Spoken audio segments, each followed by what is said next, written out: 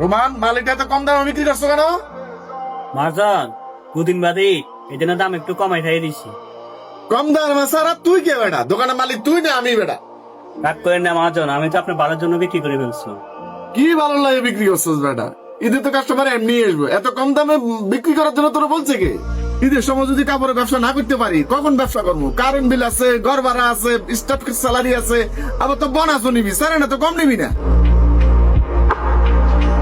মহাজন মাহাজন করা লাগতো না, তোর মতো কর্মচারী আমার দরকার নাই। যে কদিন চাকরি করছিস ঈদের আগের দিনে এই বেতন নিয়ে যায় যা।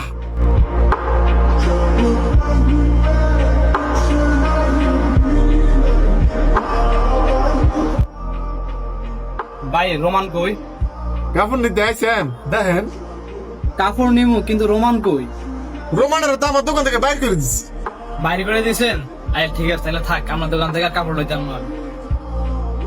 বুঝছি, কাস্টমার যাওয়াটাই স্বাভাবিক।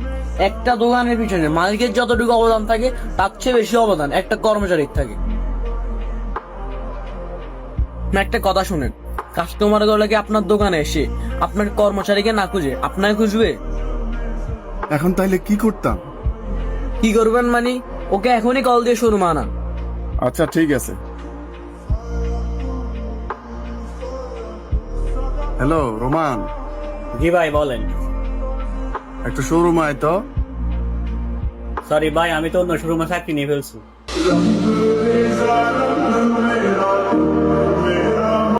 কি গো ভাই, কি হয়েছে? সে অন্য একটা শোরুমে চাকরি নিয়ে নিচ্ছে। দাঁত থাকতে দাঁতের মর্ম বুঝলেন না আপনি।